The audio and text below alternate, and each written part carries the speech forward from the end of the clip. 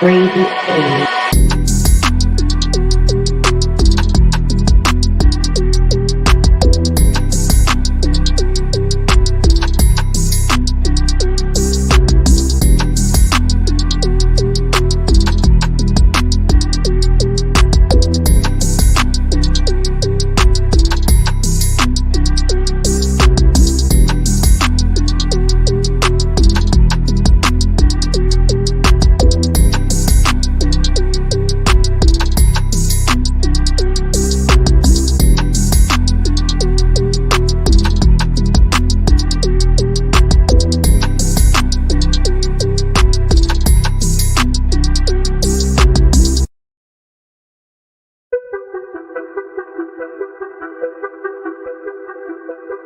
Grade A.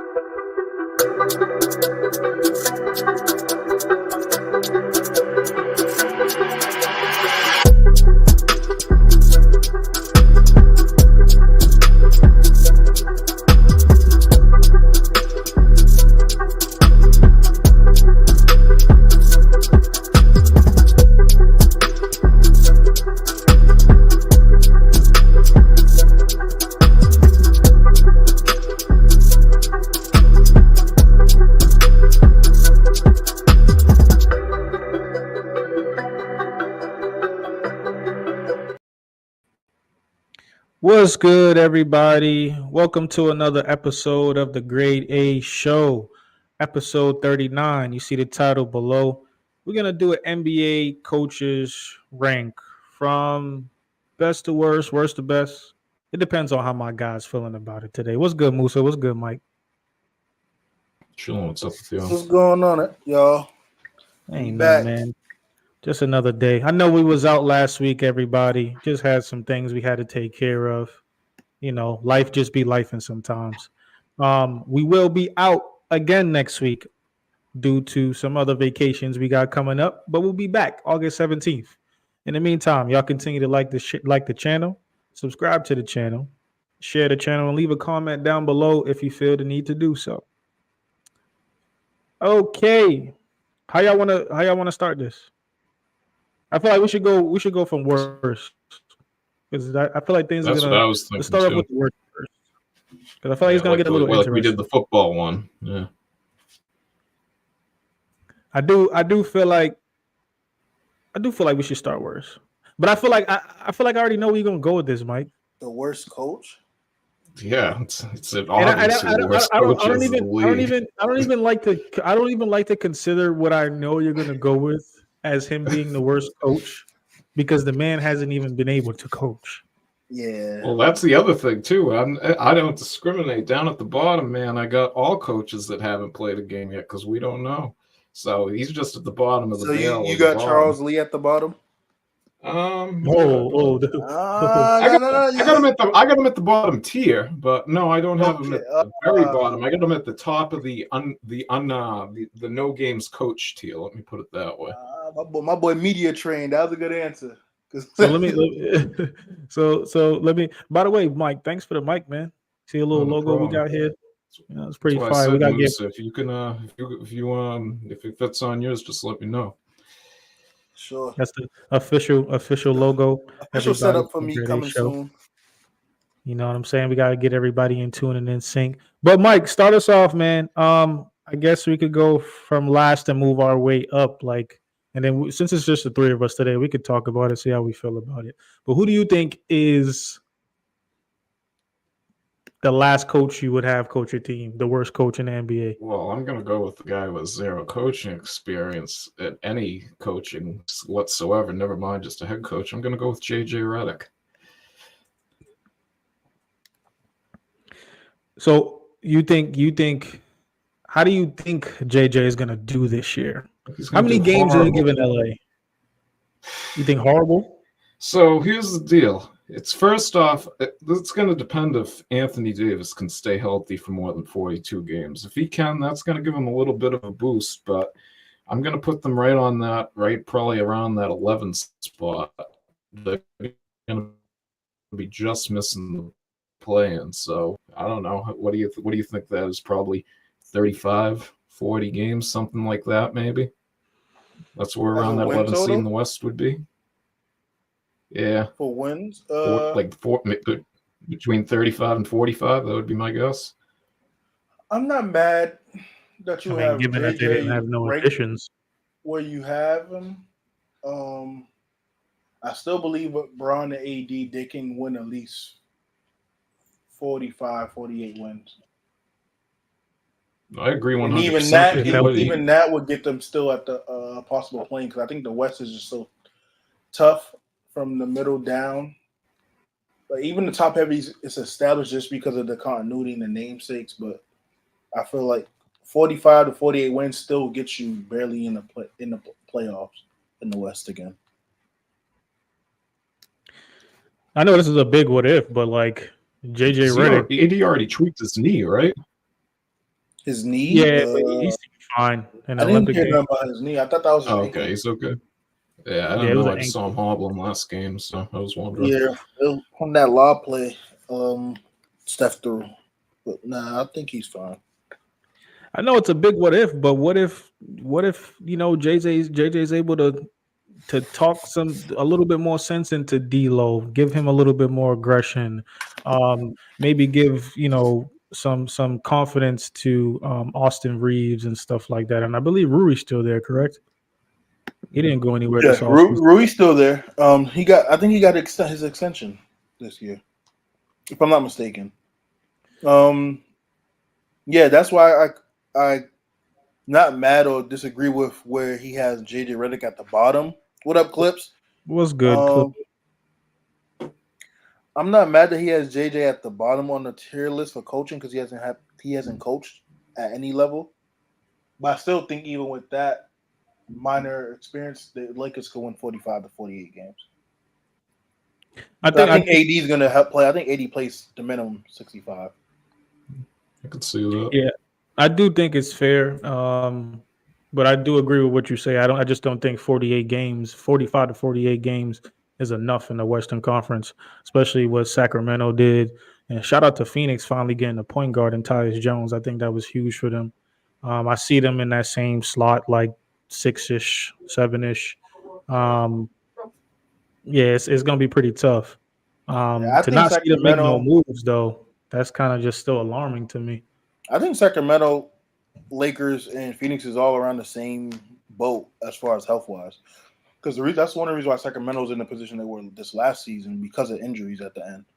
So even having Debo, who's more consistent as far as health-wise, he can probably show up a couple of those wins. But I still think it's a question mark with them, with their health. And Malik Monk was hurt also. I feel like with Sacramento, too, it's always the same players, him and Murray. Everybody else seems fine. Oh, Keegan. Yeah.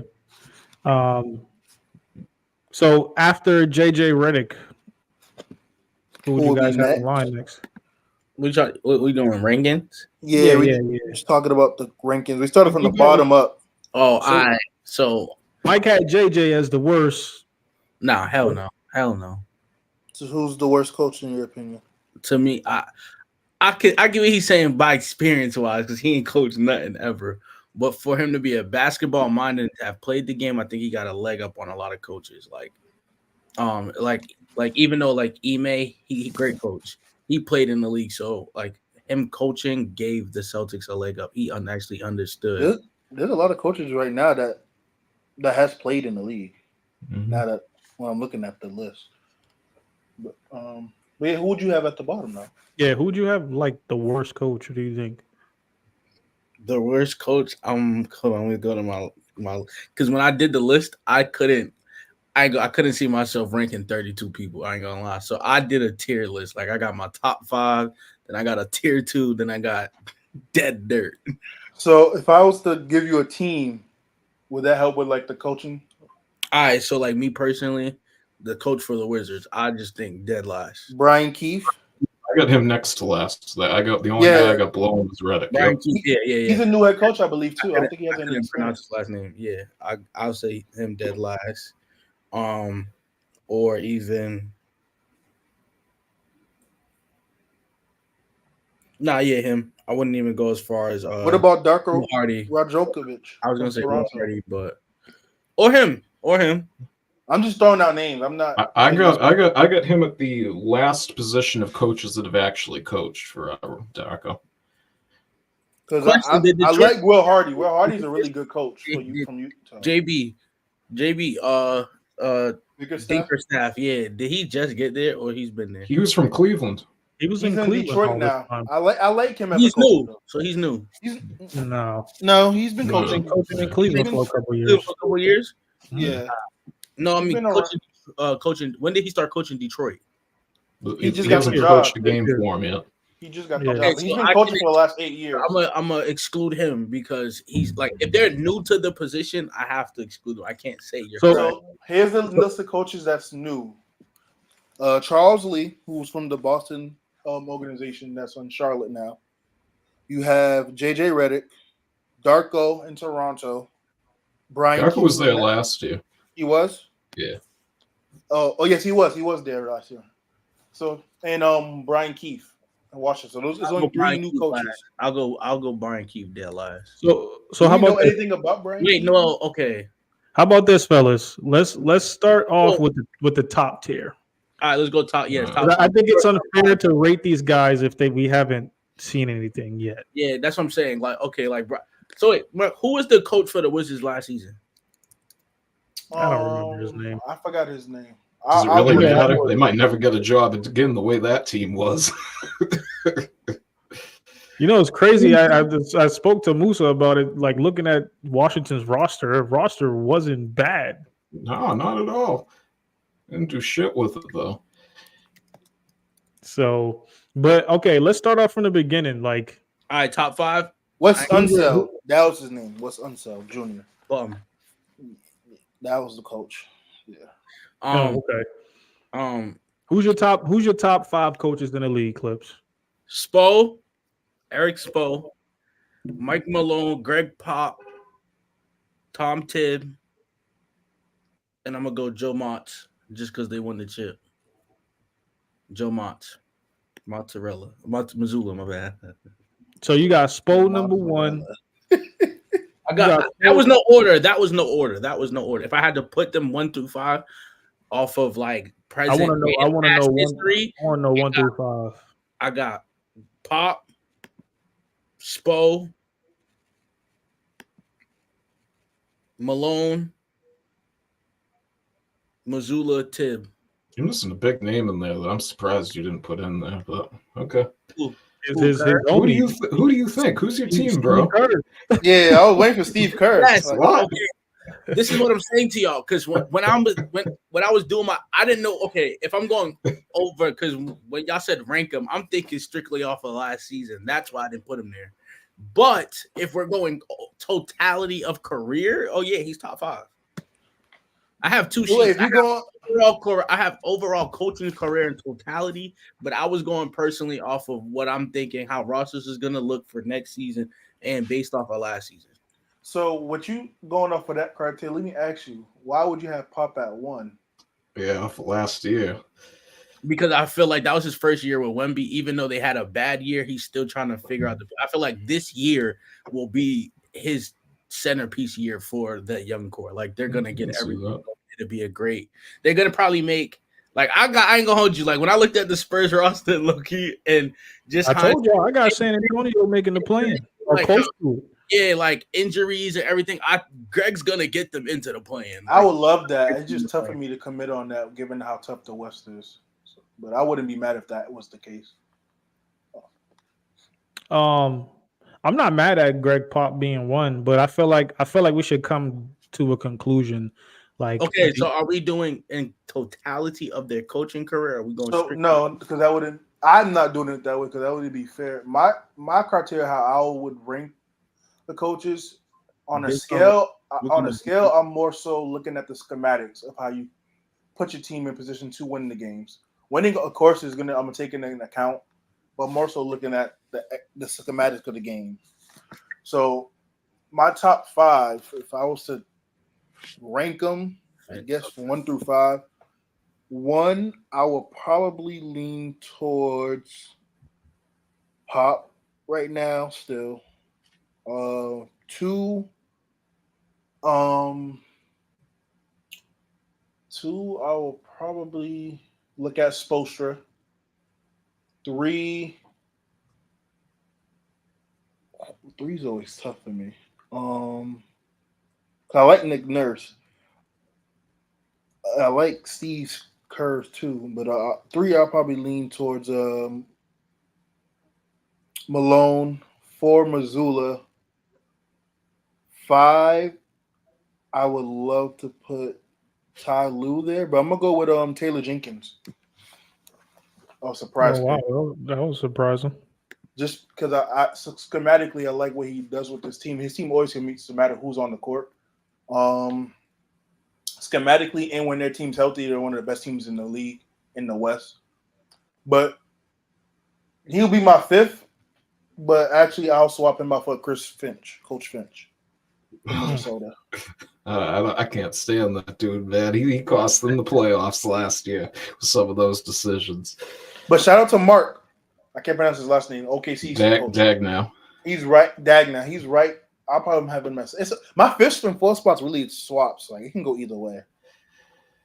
Yeah, I think I had almost the same thing, almost the same evaluation when I did my top 5. It was based off of what coaches really put their players in position to win games, and it's not only just about championships. But I think I had Spo number 1, just because no matter what he has on that team, on that Miami roster, even before or after LeBron, you want to go off of last season, being without Jimmy Butler, he always put those guys in position to fight for games, win games. And I think he's brought a lot out of Jimmy and Bam since they've been in Miami. Number 2, I had Greg Pop, just of what I see happening this year with it now having CP and the guy from UConn always slips my mind. His Kevin name, Ollie. Yeah. I think he's going to be amazing. I think Pop's going to bring another elevation. You talk about players, Stephon Castle. Yeah, I was talking about the Castle, coach. that's his last name. Yeah, I just talking about the coach from UConn because he used to coach UConn, Kevin Ollie. He's also coaching Brooklyn this year. Yeah, Stephon Castle. My name always slips my mind, but I do think he's going to bring another element of basketball out of him. I think with him, just Pop already stated during the summer league, he's going to get a lot of playing time. So I'm looking forward to that. And Wemby's only progressing. I think he's only going to progress as long as he stays healthy. He's going to be fine. And they seem like they kept pretty much their whole totality of a roster.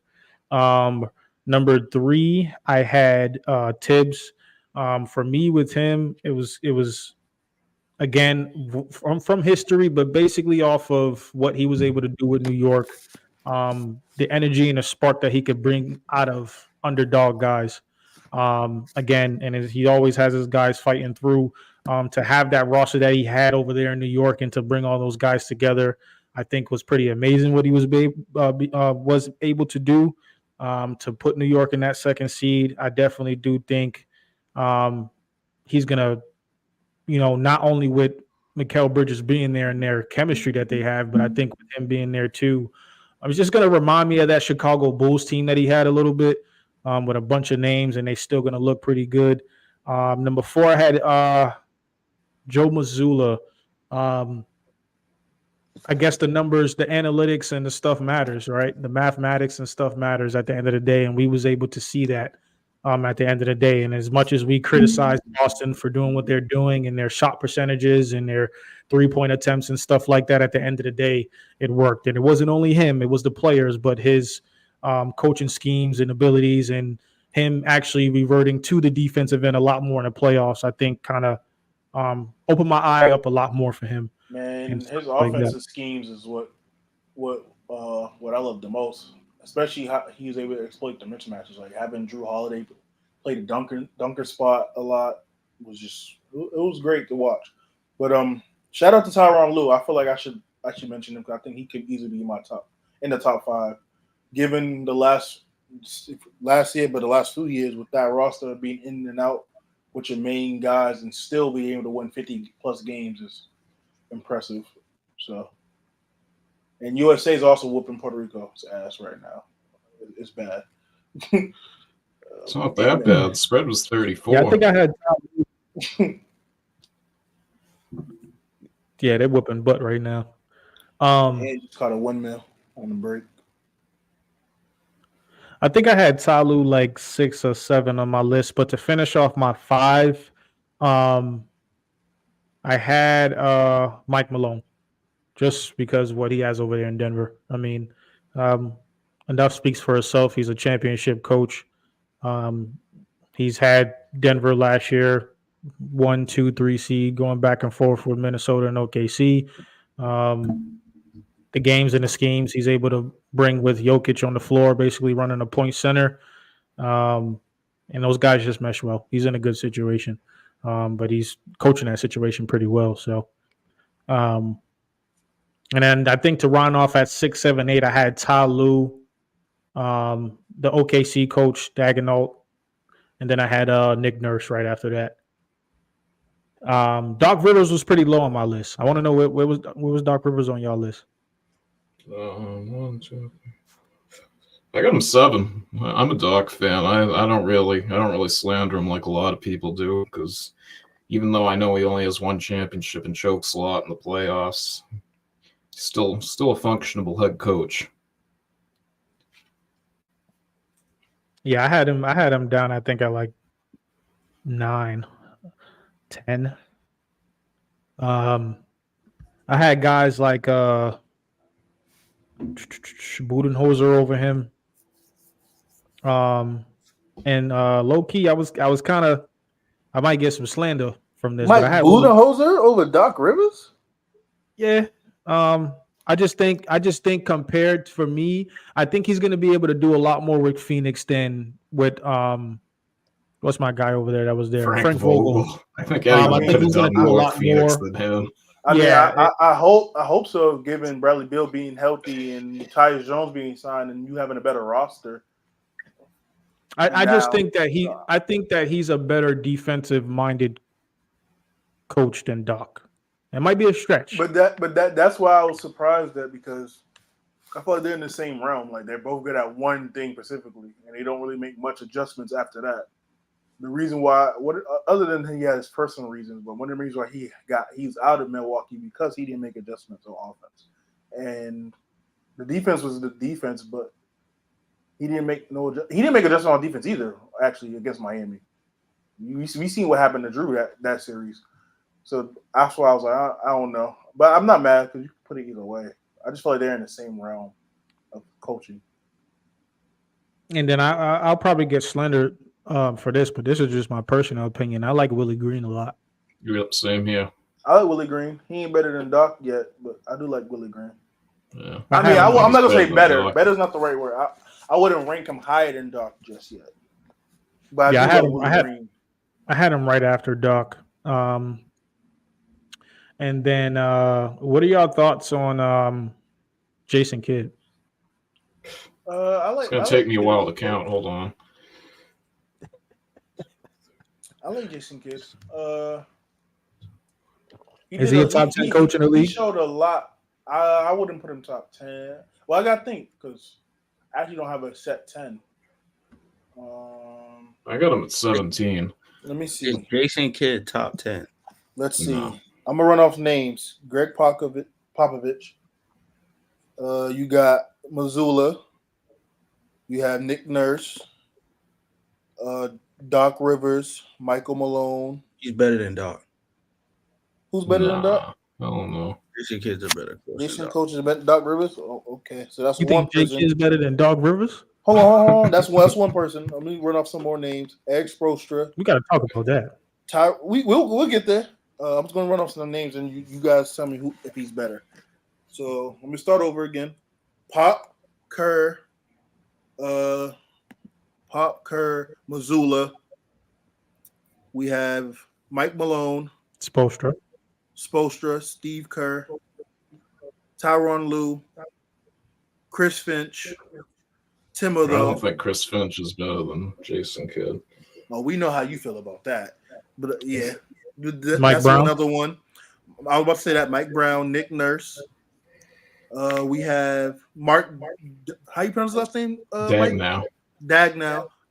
He's better than Jason Kidd? No, I'm just That's running. OKC's coach. So no, I'm running off names, and you guys just let me know if you think they're better than Kid or not. So that Mike Daigneault. We got Jamal Mosley from Orlando. Yes. I got him. I didn't know you was right waiting for me to behind Jason respond. I Kidd. just was listening. No, to you. this is just for the panel. Like, if I was just gonna run off the coach names, and you tell me if you think he's better or not. Is Rick Carlisle better than Jason Kidd? Barely. They're in the same class as Suck, though. If you ask me. Yeah, I feel like they're in the same class. It's like Carlisle hasn't done anything until this year. Wait, So Clips. since You he won think the chip. Jamal Mosley is better than Jason Kidd, but not Doc? He said I said he didn't know what when I was running off okay. names. So I'll do it again. And the panel, Peso, Mike, Clips. You guys can let me know who you think if they're better than Jason Kidd. Is Popovich better than Jason Kidd? Yes. Mike Malone. quiet, then that means that's you're saying obvious names that's better than Jason. Okay. Yes. Mike Malone. Yep. JB Bickerstaff. I got Jason Kidd. No. Yeah. I go Jason Kidd. I'm going with Jason Kidd too, believe it. Steve Kerr. Yes. Yes. Tyronn Lue. Yep. Yes. Taylor Jenkins. No. Who? Taylor Jenkins, the coach from Memphis. I got Jason Kidd better than him too. Yeah, I'll take Kidd, but that one's close. Eric Yeah, close. Spoelstra. I'm taking Spo. Doc Rivers. Yes. Doc. Chris Finch. No, I'm good. Yes. Willie Green. Yep. Yes. Tom Thibodeau. No. Yep. Nick Nurse. You don't think Tibbs is better than Jay Kidd? When I'm saying it, when I told you when I say no, I mean as in I got Tibbs better than Kidd. If I'm quiet, like, you get what I'm saying. If I'm not saying nothing, then the name that you're naming is obviously better than Kidd. That's my part. That's my bad. But Nick I got Nurse. Kidd. Yes, Nick Nurse. Yeah, he's better. Nick Nurse is better than Kidd. Yeah. No, Nick Nurse is not better than Kidd? Mike Budenholzer. no. Yeah. I'd rather have Budenholzer than Will Kidd. Hardy. Will Hardy. No. No. I think Kidd's better, but personally myself, I'd Mike rather Brown. have Will Hardy. Mike Brown's better than Kidd. Yes. Mike Brown. Kenny Atkinson. Wait. Mike Brown is better than Jason Kidd? Yes. Yes. Mike Brown would do a Yeah. lot more with that He, team than Jason he Kidd would. clears Jason Kidd, in my opinion. Are you kidding me? I don't think so. I got Mike Brown as a top 5 coach, man. And his team's always the fucking 6th seed. That's Not not when, true. not when he They was was in Mike Cleveland. They was a third seed against your almighty Warriors. And they lost. Bad. They didn't lose bad. They lost in game 7. How's that bad? They let Steph go for 50. They lost. Oh, they bad. let one of the best players in the They league go off lost for 50. bad. Oh my god. They Team that had lost no playoff experience. Bad. So, okay, since Mike Brown's taking over the sack, besides that 1 year, and they still lost to Steph. What else has he done? in With, his yeah. career? He's None- had a I was job gonna for say like his career. 15 I was gonna straight say- years. He was an assistant in Golden State those years. I said since he's been ahead. I don't give a fuck about assistant. Since he just got the head coaching job in Sacramento. Like the beam. Those years in between, those years in between, if I'm not mistaken, when he left Cleveland, I don't think he had a head coach in between or something. I think he was just You didn't assistant. go to the Lakers for a year? Oh, Wasn't he with did. Sacramento I 2 think he years was ago when they made their run in the playoffs? Yeah, I just mentioned that. Let me check. He might have been on the Lakers. I'm forgetting.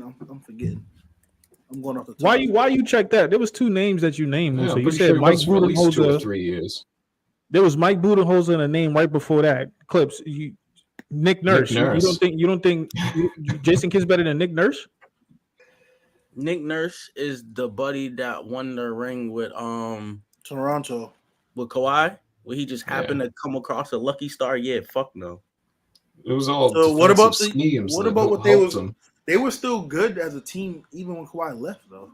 Those And did early they years. get anywhere? Did they go anywhere? Did they get anywhere? No. And where has Jason Kidd got besides this year? I'll take it. He's been further. He's been further. He's been Further. How? In recent years, Nick he's Nurse further. won. in recent year. He's been further. Nick Nurse won how many years ago? So What year we're was going off of recent years. And, okay, 2017, I think. All right, then we don't care about 20, it was 20. 2018. 2018. Okay, cool. One extra year. So you don't think he's going to do anything with Philly this year? No. I'm not too big on high on Philly at all myself. I just think that it's gonna look like another Raptors team. Nah, I won't go there because they ain't got no Kawhi. But I think this is the best team they got to win.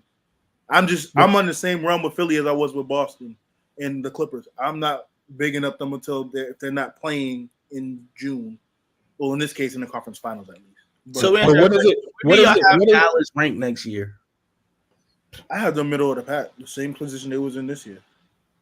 That's all Yeah, right. They'll be in the Yeah. plan probably. I got him as a playing. I got team. them in the middle of the pack. Same Six. place I had them this year, honestly. The same place they were this year, I mean. One Six, thing seven. one thing with Nick Nurse is you got to look at too is look at what he did this year without Embiid, and then on top of it, look at how much his teams hold the Celtics to those 3-pointers, like low percentage of 3-pointers made to even attempted compared to other teams. His defensive really schemes are talking about premier how in the he league. held- Are you really about to sit here and talk about he held the Celtics? Yeah, go look at the stats of the game. You're talking about a 3-point percentage that the Celtics did that. Okay, here's what I'm saying. If the Celtics don't settle for threes, that stat doesn't. We know how the Celtics play, bro. They chuck up. They're not there when he plays them because of the defensive scheming, though. That's what I'm saying. That's all him. And the players do. I know that they have to execute it, but that's him drawing it up, and he knows how to do it. That's them settling. If they never settled, I don't think that defensive scheme works. Who is settling? The Celtics? Yeah, they. Would we call that settling, or is that just their play style? I want to say settle. But It just their happened play to work. styles a It three just shoot? happened to work for that for this season. Well, I mean, Joe makes sure. That's why they I want- asked the question, because I'm like, Boston is known to shoot the three, so that's why. Yeah, he I wanted- wants them to take a certain number of threes, and he doesn't want any mid-range jumpers. He wants everything in the paint or behind the 3-point line. Real quick to go back to Mike. Yeah, you was right, Mike. He did coach the Lakers for 2 seasons. The first season, Mike Brown had them at 41-25, which was in 2011, 2012, and then he was let go the following season after 5 games. They had a slow start, 1-4. And he was in Cleveland that 2013-2014 game. We know how a shit show that was in Cleveland. So they went 33-49, and he was the assistant coach from 2016 up until 2022 with Golden State. My thing with Jason Kidd, I just don't, compared to Nick Nurse and Budenholzer, I don't think that he's able to bring out as much of an impact in the guys as those two coaches would be able to with the current rosters that they're dealing with right now. Kyrie's a different story because I just think that that's just who he is. But what Budenholzer, I believe, is going to be able to do with Phoenix, I think Booker is going to be a lot more better on defensively. And then the same thing with KD as well. Nick Nurse. What's today? August 3rd. All right, I'm making sure I remember this part. Nick Nurse, Paul George being there, Maxey being there, Joel Embiid over there. I think that he's able to bring out a lot more in those three than Jason Kidd would be able to, specifically with Luka. So you're not high on Philly, but you think Nick Nurse will still be able to pull something out of them. Yeah, because we're here discussing coaches, and I think I'm not Paul George, but Maxey and Embiid alone, what we've seen last year, in my opinion, they had a better year than the year when Joel Embiid won MVP. With Nick Nurse coaching them. Look at what a shit show it was in Milwaukee, too, when Kidd was there. And then, yeah, he had a solid playoffs, but then he gets to the finals and absolutely fumbles the bag with just downright idiotic coaching in those first few games, in my opinion. Jason Kidd. You said in what finals? This year's He was finals. talking about this year's finals, but he was also referring back to when he was with Yeah, in Milwaukee, I'm saying But it was an absolute shit show when he was to there. play devil's advocate to Clips' point, yeah, we know that situation, how it played out in Milwaukee, but he also was the reason why Giannis was able to do a lot more in transition because he put the ball in Giannis' hand to be the guard, be the point guard in the transition. Yeah, So and he kind of unlocked Giannis as far as the playmaking side of it. And it's the same. I'm not going to downplay Kidd. I just don't think he's better than Mike Brown. Nick Nurse, if you want to say he's better than Nurse, I wouldn't be mad at that either. But I'm not mad at that. I just don't just like how we talked about last episode 2 weeks ago about Klay Thompson. Do you think that Jason Kidd is going to be able to bring out step of elevation in Klay Thompson's game, He he's wouldn't not going need to to. get back to what we know him to could have be. sworn y'all was saying yes just last week. Y'all was literally saying with Klay be them picking up Klay fills a role and is going to push Dallas here, but now coaching's not going to push Dallas here. It's going to push him here. I said it wouldn't. He wouldn't need to because if I was about to say There he was a wouldn't select need few people on the panel that vouched Yeah, for someone put him on Mount the Rushmore, Mavs and it and wasn't Klay us. being good. Yeah. So I was just Go ahead, saying, Musa. Klay, I was what I was about to say was I don't think to your question, I don't think Kid would have to necessarily because Klay is going to be able to get the shots and do what he did, and there'll be more freedom because he has Kyrie and Luka there. But yeah, so systematically, sure, if you want to. But given what we've seen in the postseason last year, Musa, like, is that really going to be the case? Because it seems like the person that he really needs to hone in on is Luka with sharing the basketball. I mean, yes, I think it will be the case because one of the things that they were really good at until they ran into Boston was that the lob threat. So with that high pick and roll, now you have Luka, Klay, Kyrie, whoever you want to put, whoever's going to be at the 4, and then Lively or Gafford is going to have the court. It's going to be open. PJ Washington at the 4. Oh, PJ Washington. So I think it will be opening for Klay to still get those shots. So, Clips, do you think Klay's hitting those corner shots consistently? No, that was never the question. No, I'm asking. That was you. my point.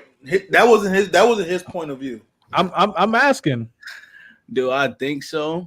I wish nothing but the best for my dog. That's all I'm gonna say, bro. You ain't wearing that blue and gold, so I can't speak on it. The other I thing hope is he do. he just got paid, so he might not even care enough to hit him. Exactly. He may have just wanted the cheese. That's a nasty slope right there. Thank you. Mike, you got me right. You get what I was trying to say last week, bro.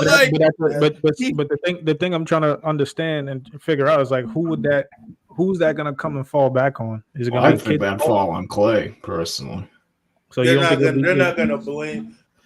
I get what Pace was trying to ask. He's saying if Klay shits the bed, basically Blaming Klay. who's gonna get the blame? And we know it's not gonna be Klay. It's gonna be gonna be Luka.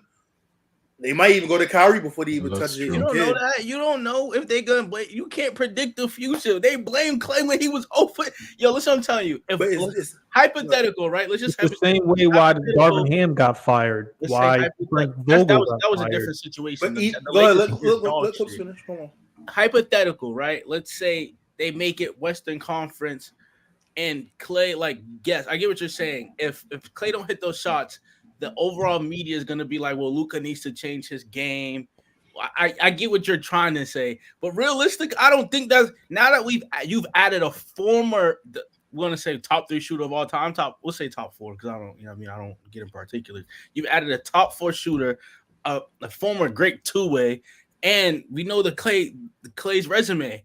They're not just gonna throw that blame on Luka. They're going to be like, Klay, you wanted the money, you got the money, and you put up another 0 for 10. You didn't deserve it. They're gonna throw the blame on Klay. I get what you're trying to say, but I don't think that's gonna happen this year. Now, to the point where you trying to make pace with Clips, and Clips saying there's 2 different things. I think the 0 for 11 situation is separate too because Klay's role is different, right? His role on Golden State when he went 0 for 11 is not going to be the same role he's going to have in Dallas. I think it'll be a little different there. But just to clarify, Klay will get some of that blame, yes, if he had a 0 for 10, 3 for 12 type of game. What I'm saying is the bulk of the blame is still going to fall on Luka because he's the main guy of the team. It's like he gets all the praise.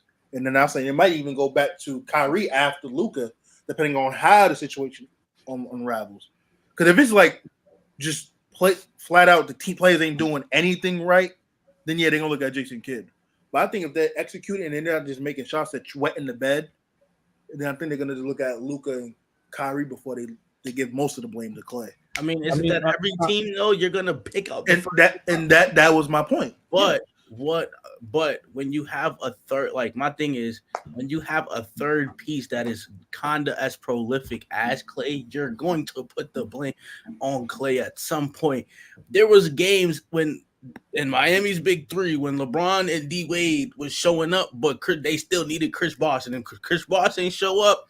Then they was kind of pointing the finger at Chris at certain points. Like when you, I mean, there was a point where they had to move him to the 5 position because the 4 just wasn't working for him no more, and that that's changed what I'm saying. So the whole thing. But Now- that's a little dicey because him moving to the 5 wasn't solely because he was not performing. It was because of the offense itself and defense was not there. That was a more team situation.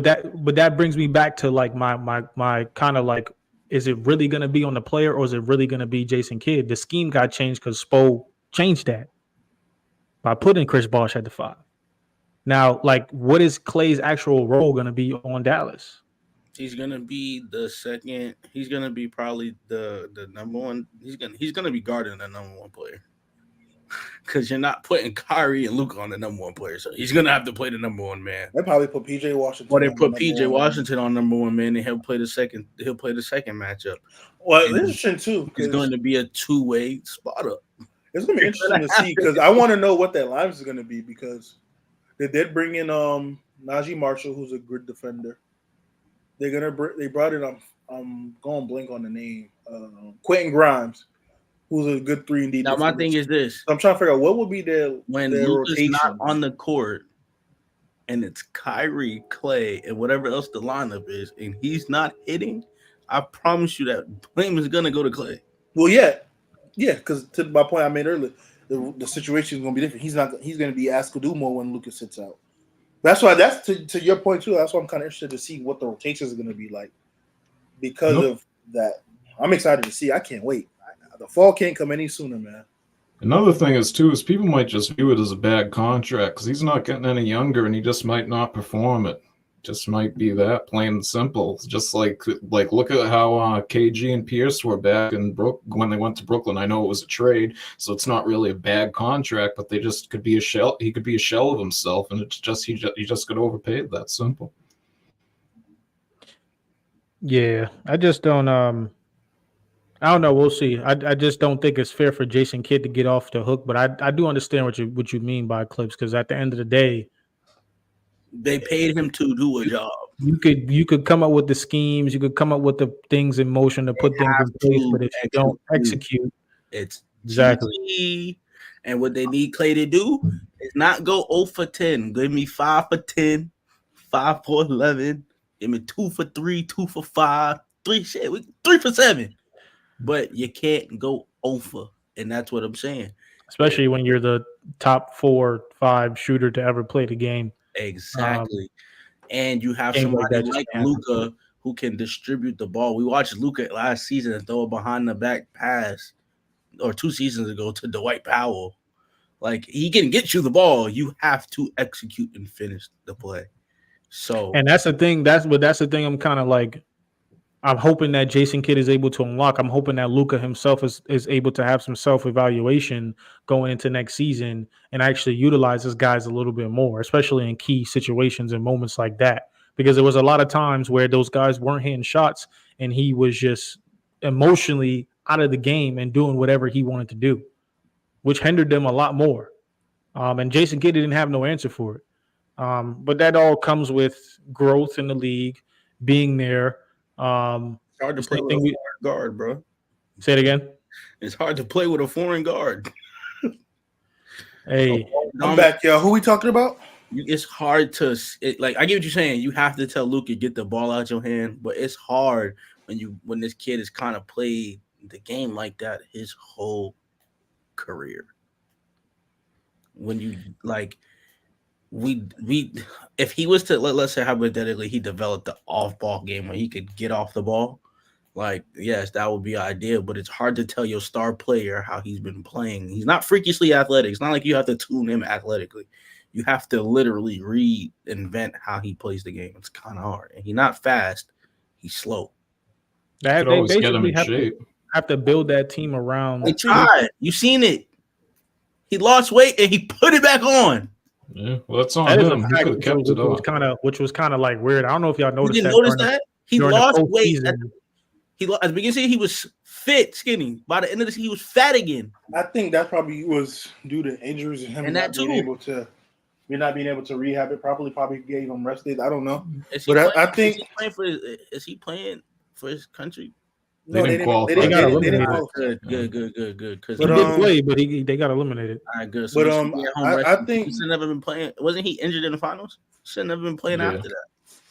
That's my thing. Joel Embiid shouldn't be playing either, but hey, I believe that and correct me if I'm wrong, because I just got back. I think Luka, him playing off the ball, something that he has to try to add to his game. I believe he did do a better job of his usage rate with the ball this offense this season, having Kyrie, especially post the trade deadline when they added Gafford and PJ. So I think the run they made post trade deadline helped a lot with him learning how to give Kyrie the ball more often, playing that pick and roll so he's not patting the ball too much during the shot clock. I think this offseason is going to help them try to limit that more and enhance that. But that's the next step on his game. Obviously, is the defense and him playing off the ball. That goes back to what Pacers talked about the coaching. It's up to Kid and them to figure out some schematically how does that look and how does it work to have him play off the ball with some sets. Because there's times that he does play off the ball when Kyrie has the ball, but the problem with that is there's a lot of standing around. There's not a lot of off-ball action going on with that offensive scheme that we would like to see more of. So, before we move on to the Olympics going on and stuff, who's y'all like dark horse coach that you guys think would basically get their team to not only the promised land, but give them a little deeper run, a better run than what they had last year, including all the new coaches coming into the league? I wouldn't call mine necessarily a dark horse, but I think they're gonna do really good this year. Jamal Mosley, Orlando. I feel like this is gonna be their year. I think if the seeding is right, they can make it to a conference finals. If the seeding is right and everything, of course, health plays a big role. But I feel like with the pieces that they have, I think I said it when we did the ranking list. I think Paulo's going to be an All-NBA player this year. Adding Pope to that defensive lineup and that veteran presence in that lineup, I feel like they're a dark horse team that can make it far, and I feel like they can give Boston a good run because they schematically match up well with us. Always have these last few years since Paulo's been in the league. So that'll be my pick, Jamal Mosley. Yeah, I'm not mad at that take, bro. My thing with Orlando is just health, especially with their bigs. I love Wendell Carter, Jonathan Isaac, and even the Wagner brother that's over there too. They got both Wagner Yeah, brothers. Franz and Mo both. And I love my boy Jalen Suggs. I think Anthony Black is someone that's going to make a big leap for them too because they didn't re-sign Markelle Fultz. So I think Anthony Black's should have a strong sophomore year. Jalen Suggs is a shell of himself from what he was in college. I'm not gonna lie about that. Yeah, because he was more offensive oriented, but I think he's found his niche in the league. I don't think he asked to be what he was in college. As far from an offensive standpoint, I think I liked him a lot defensively this past season. Because be honest, Mike, if you watched him when he was early stages in Orlando, if he was trying to be the Gonzaga Jalen Suggs, he probably would have been out the league. Yeah, I can agree with you on that. Sure. I think now him being able to adjust his game and being a POA for those watching who don't know, point of attack defender, and being able to knock down a three is going to help him a lot. So having him with Pope now is going to definitely shore up a lot even more on that perimeter side with Franz and Paulo on the wings. And Isaac is that's the big one. I can't get enough about talking about Orlando. Yeah. Y'all think KCP going to come off the bench? No, he's starting. Starting two guard. And Suggs off the bench? Suggs will be at the one. Suggs. So you got Cole. My guess would be Suggs, Pope, Franz, Paulo, Wendell. So Cole Anthony and Black off the bench. Cole Anthony, Black off the bench. Mo Wagner off the bench. I think they still got Gary Harris. Also, Jonathan Isaac off the bench. Not bad. Yeah, my thing with Orlando is just always health. But Mike, if you had a coach who you think is gonna gonna do a lot better, or bring any of the new coaches that you think is gonna bring any of them teams a little bit more progress than what they had last year? Who would you pick? Would we consider Dagno a dark horse? I know they were the number 1 seed last year, but they only made it to the second round of the playoffs. So I wouldn't consider them a dark horse. I think they could have been in the conference finals. They did the same. If you notice, they schematically played the same way Boston played it. They just didn't have with the addition of Caruso, I think is pretty huge, and they got Hartenstein. I think those were the perfect pieces that they needed. But no, I mean, given off of what we've seen, because I just got familiar with him last season, so I'm not mad at that at all. Yeah, if he doesn't count like for that, I guess I'd probably go with Will Hardy, but he needs a different team around him than he's got right now. Yeah, I love Will Hardy. That group, yeah. Honestly, he's also from the Boston coaching staff. Also, I wish he was the runner-up. Well, given that we won, I'm not gonna say that, but I thought he was gonna be the runner-up for the head coach after Ime left. Also, back to OKC, just a little insight. Mark Daigneault was also the coach for Caruso when Caruso got drafted to OKC, so they have a relationship there too. So that's some back history on these coaches. Yeah, he's from Massachusetts. So is Brian Keefe, the coach for Washington. So is Rick Carlisle. A ton of them are. Yeah, Rick Carlisle. I don't know. Good luck to him in Indiana over there. I think Indiana could be formidable this year.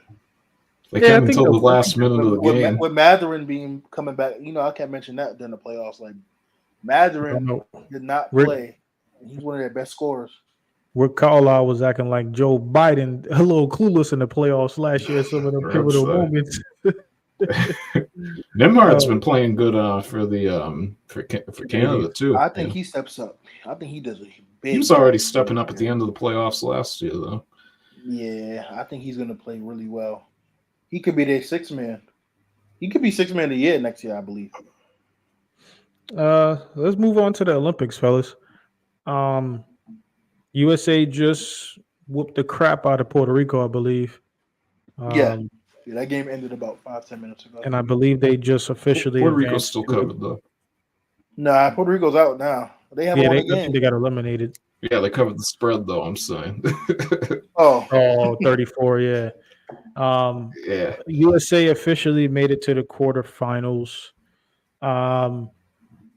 We know there's still Canada there. France is there too, I believe.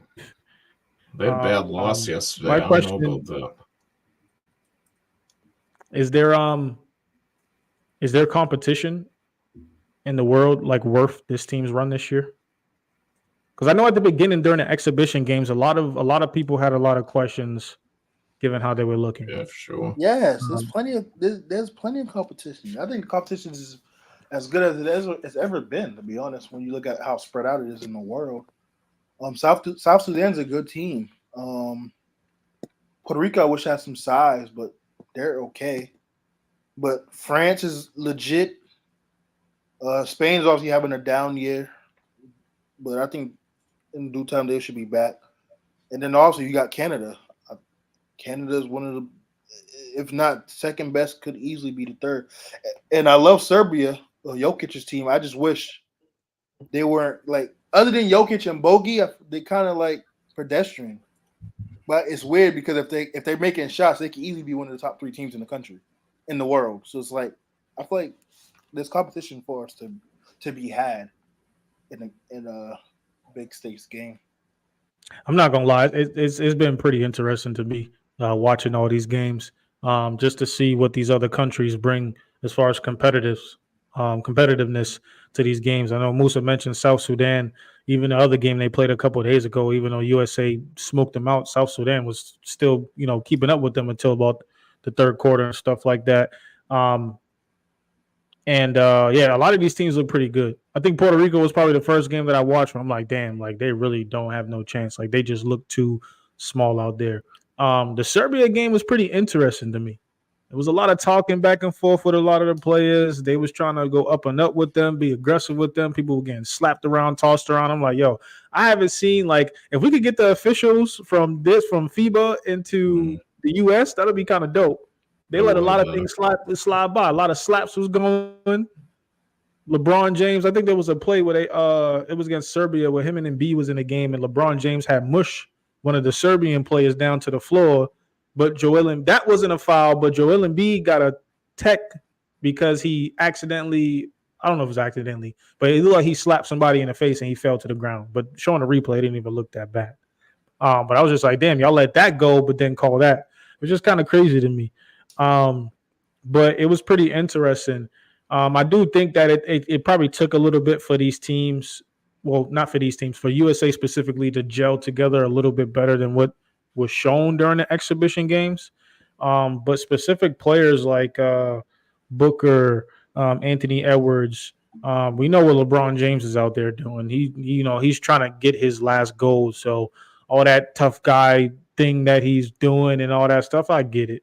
I understand, but he know damn well he's an animal out there. Ain't nobody stopping him when he's playing at his apex and stuff like that. Derek White was a really, really good. I like to see Drew Holiday and Derek White specifically on that team. I think that's something that Team USA really, really needed. Just guys on that court that could do it all. Rebound, defend, steal, facilitate. Same thing with Halliburton and stuff like that too. I think those two additions were pretty good. Something a little bit different. I know Drew Holiday's been there before. But, shout out to Bam. Yeah, Bam's another one too. Game. Yeah, Bam was another one too. But if you guys had like a starting five, so we know this thing's been going on where not all 12 players have been playing. So before we get into that, like, how do y'all feel about that? Like, should you draft 12 people if you're not going to play 12? Yeah, because injuries could happen. But to be honest, some players not playing, I don't care. I don't. It's the Olympic team. I don't expect everyone to play. Like, just like any other team, everyone does not play. Like, this is the cream of the crop. And I feel the same exact way. Like, I don't really care. The whole Tatum situation, I'm just like, it was all over social media, and I'm like, come on, guys. It is what it is. I just don't like the fact that Steve Kerr came back and said that he felt stupid for making that decision. Why? Because he heard everything that was people were saying and talking about. If you're going to stick with your guns, then that's what you're going to do. You're the coach of the best roster assembled arguably in the world. If you're going to stick with that, then stick with that. All guys are just not going to be able to play, and it's that simple. It wasn't much noise either when Embiid sat out against South Sudan. But he deserved to. Look at the game before. He sucked. Embiid should never played that second game. And then look at Tatum in the second game, how bad he was. Kerr made the right decision on both of those guys. Tatum was bad from an offensive standpoint, yeah. But even then, I don't care. It's like Tatum is not. I'm not expecting Tatum, Embiid. Who was another one? Halliburton. I'm not really. Halliburton was good after he got off in the second. No, game. he was good offensively. I'm just naming players. Like, I'm not expecting those players to come out and try to score on this team. I feel like they can come out and do everything else. The people I expect to come in legit lead in scoring or be the dominant scorers is Braun, KD, and Curry. Curry's been horrible all 3 games. He has been, but I expect him to get shot a lot of the shots. And a lesser to an extent because the scheme fit wise is Devin Booker. Booker's gonna get some of the easiest looks playing with them. He sitting in the corner. So, and this is like the thing is, it's a good problem to have. We can't expect all these guys to be top tier. At the end of the day, we are playing basketball, and the ball ain't gonna go in the hoop every single time. The turnovers is another is an alarming thing for me, but I think that's just with where the game is at now with specifically the United States and just how careless guys could be sometimes and how unprotected guys could be sometimes. But start, bench, cut. Give me your starting 5, your 5 off the bench, and then the 2 that you would cut if you were the coach of the team. Go ahead, you can start, Mike. As of today, I'm changing mine originally just because he went off. So, and out of these guys too that I'm about to name, I'm gonna do the starting 5 on the bench, but I plan right down the middle, 20 minutes apiece, and there'll be like few overlaps in there. Got to have Anthony Edwards out there. Dropped, I think, almost 30 today. Bam, I know he had an off game today, but he played great last game. KD, I'm not a big KD fan, but he's played great. I think Steve Kerr might be the only coach that actually knows how to use him because he's never won anything with anyone else. LeBron's been good. The backhand compliment on KD was nasty. That wasn't even necessary. And then Anthony Davis at center bench. I'm gonna go with Tyrese. I think he should be played more the way he's been playing. Derek White, Drew Holiday, as I said, have him in for 20 minutes with these guys because you need the defense. And Derek White's been knocking down threes, and Booker too. Booker's been playing great. Like it's a toss up really between those guys. And I am surprised to hear that.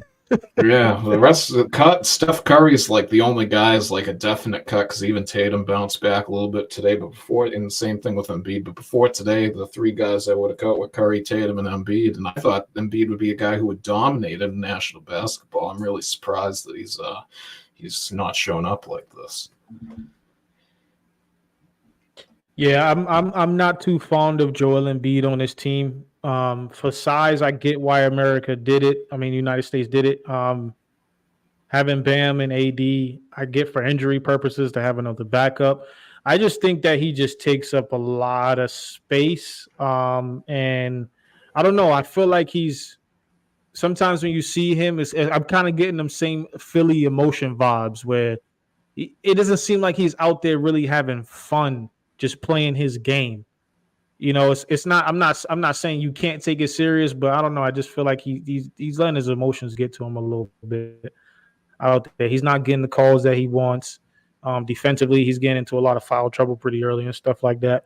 But if I had a starting 5, I think I would go Drew Holiday, Anthony Edwards.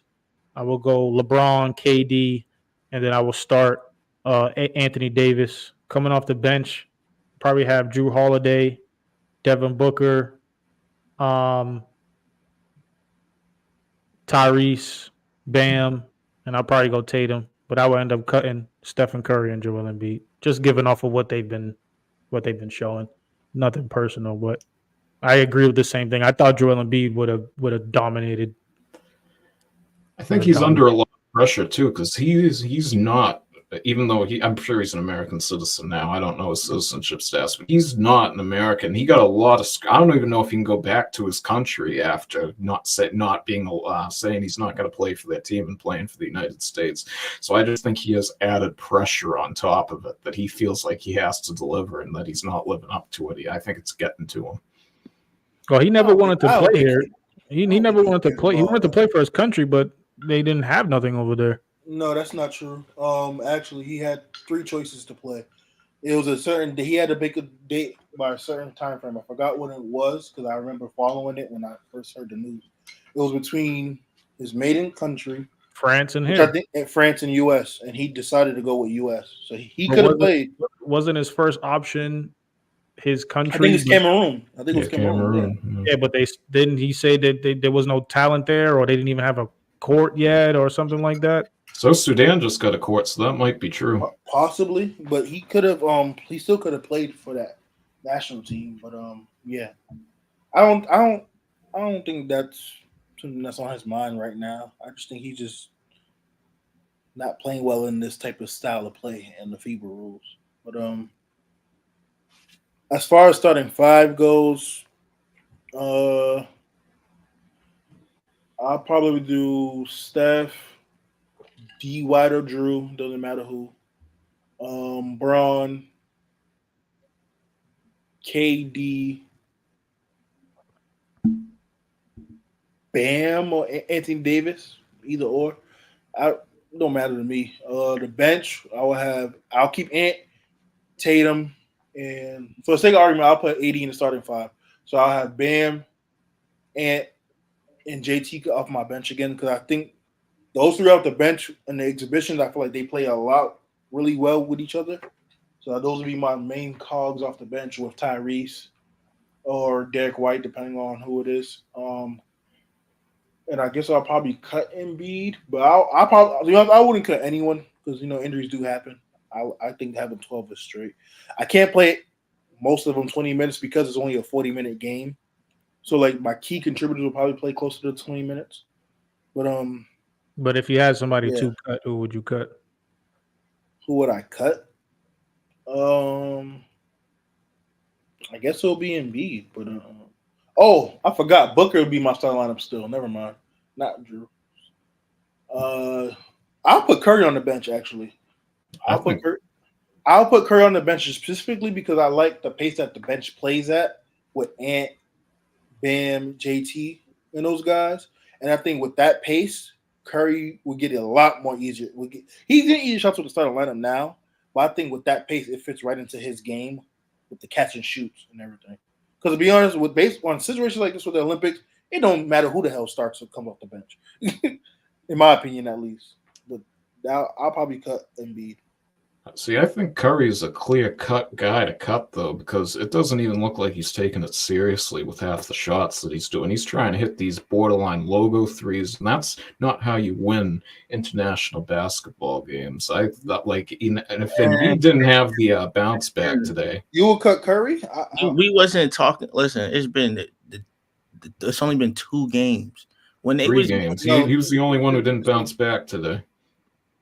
Okay, the 3rd game just happened, but before the last 3 games, when they was playing the exhibitions, was he playing well? Because I didn't really follow much of the exhibitions. That's my whole point. Like, was he really? Yeah, the rest of the team wasn't though. I was gonna say I didn't really watch much. Okay, so in exhibition games when Tatum wasn't playing well, but Steph was. Now it's kind of a flip. Now it's reversed. I mean, there's a lot of guards. Just a lot of But who? Oh, he's talking to you, Mike. Because I'm like again, I didn't watch. I wasn't talking to you because I still got them both come off the bench. I think that pace. I think the way and the few games I did watch again from the exhibition, a few highlights. I like Ant and Tatum's pace. So putting Curry with them will be beautiful, in my opinion. Another thing too is like what can we really expect more from Curry when he has all that on that team besides just shoot? I mean, you can say that, but I mean, everybody on there, like, what can we expect from everybody? Like, everybody's built to do. Everybody on that team can damn near do everything. I think Curry's fine. I just, it's a good problem to have all this talent on the team. I think the only person that I really just question on this roster is just Joel Embiid. And it's not his fault. I just don't think he really fits with what's out there sometimes and his play style. I wish Paulo was on this team. And another person I wish that would have been on the team, if he can stay healthy, would have been Zion. I think from a story aspect, I think it would have been nice to have Paul George there, given the situation that happened in the past with his injury during the year the Olympics they're supposed to go. With Paul George? No, I'm reading something else. Do y'all think USA wins gold? Yes, I think they win gold. I think it's close. Well, I don't want to say it's closely because I gotta see who's the matchup. I think it'll be them versus Canada, and they edge out Canada.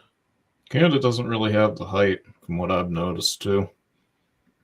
Yeah, but they got everything else. And that's fact. I think Jamal Murray has not played well either. I just think that Canada's a really, really good team. I just think they're not going to have enough at the end of the day. Flips, what will be your starting 5 if you was to make one bench, and then who would you cut on this USA team? I'll probably put LeBron, KD, AD, probably Devin Booker or Ant-Man at the 2, and at the 1, I'll put Tyrese. I'll put Drew there. Who would you cut? I'm keeping Steph, so he's not gonna. I'm probably gonna cut JT and Embiid. I'll cut Derek. I ain't gonna hold you. I might slick cut Derek White. Derek White's been one of their best players. Yeah, he's been killing it.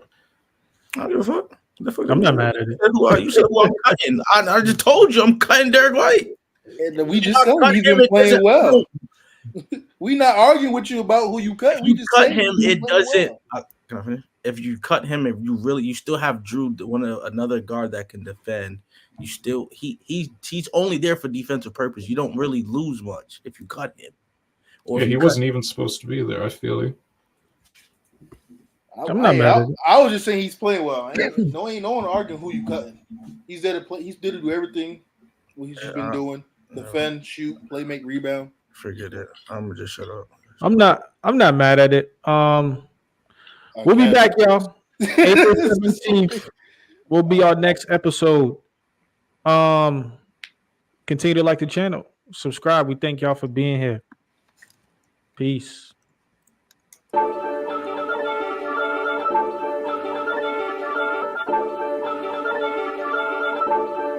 Grade A.